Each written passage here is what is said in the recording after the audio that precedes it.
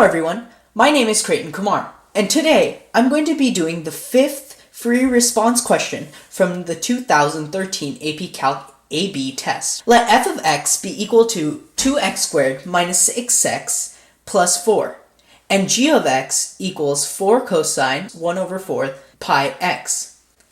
Let R be the region bounded by the graphs of f and g as shown in the figure above. A. Find the area of R. B. Write but do not evaluate an integral expression that gives the volume of the solid generated when R is rotated about the horizontal line y equals 4. And C. The region R is based off a solid, and for the solid, each cross-section perpendicular to the x-axis is a square. Write but do not evaluate an integral expression that gives the volume of the solid.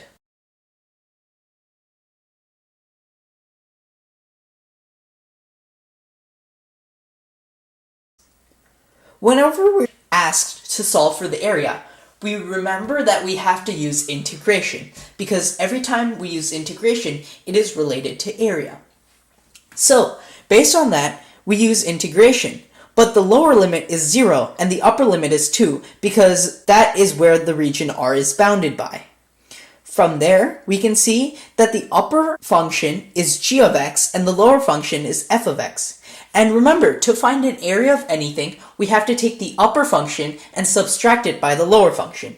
In this case, g of x, the upper function, is subtracted by f of x, or the lower function, which we see in the first step.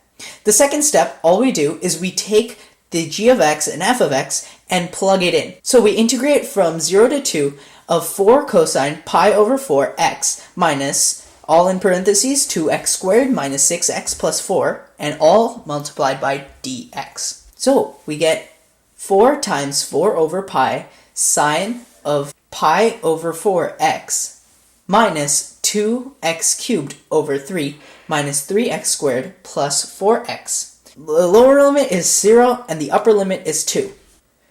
Since this area is a signed area, now we just take f of b minus f of a, or in this case, we take f of 2 minus f of 0, which we get and simplify to 16 over pi minus 4 over 3.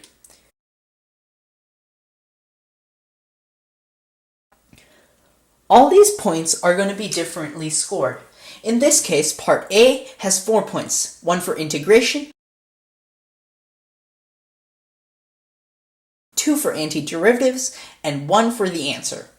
In order to solve problems like part B, we have to remember that v is equal to pi times the integral from a to b times number minus r squared minus number minus little r squared. According to our y-axis, the number that we're revolving it around is 4. So we're going to replace all the numbers by 4. So we're going to take everything the same. So the limit is from a to b, or in this case, 0 to 2. So pi times the integral from 0 to 2, and then we just plug it in. So we have the number, which is 4, or the axis that we're revolving it around, minus the big R, or in this case, the farther function away from that line of revolution is f of x. And then we square it minus number, or in this case, again, 4 minus g of x, which is the closer function, and that whole squared. From there, what we get is this equation right here in the first step we see. After we get that, we just need to make sure we take f of x and g of x respectively and plug them back into the equation.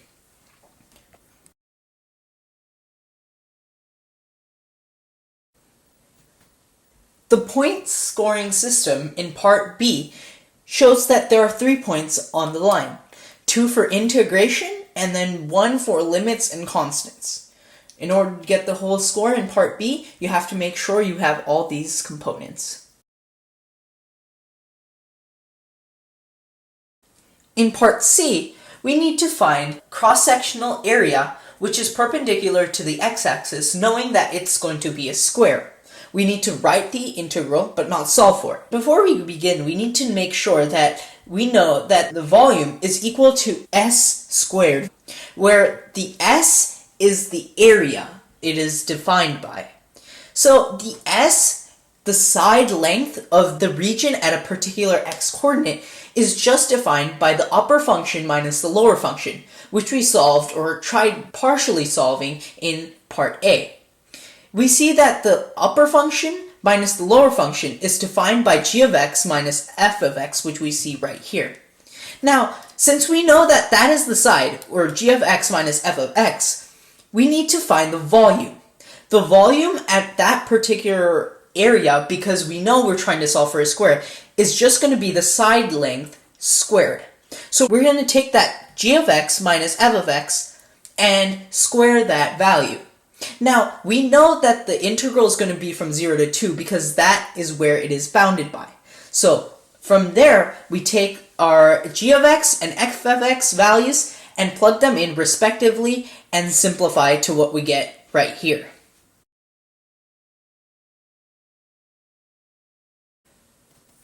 On part C, there's 2 points at stake. We see that one point we get for integration and the second point are for limits and constants in this problem.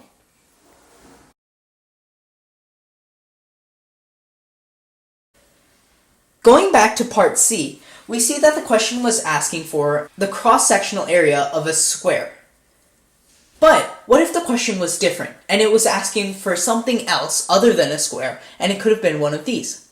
Well, all you would do is after you find the side length, or the upper function minus the lower function, you just plug that value into one of these. And then remember to integrate it from the lower limit by the upper limit. And from there, you can, whatever the question's asking you, you can solve using a calculator if the question permits you to use one, or you can leave it in the integral expression form. If you're looking for more help, remember to check out the AP tests online. Check out the 2009 test for number 4, 2006 test for number 1, 2014 test for number 2, and 2010 test for number 4. These test years and numbers will help you clarify this idea so you can attain a better understanding of what it is. Also, remember to check out the book. The book has amazing questions, and it's under the Chapter 6 section. All the questions over there are fair game, and remember, whenever you're doing these questions, act like you know what you're doing.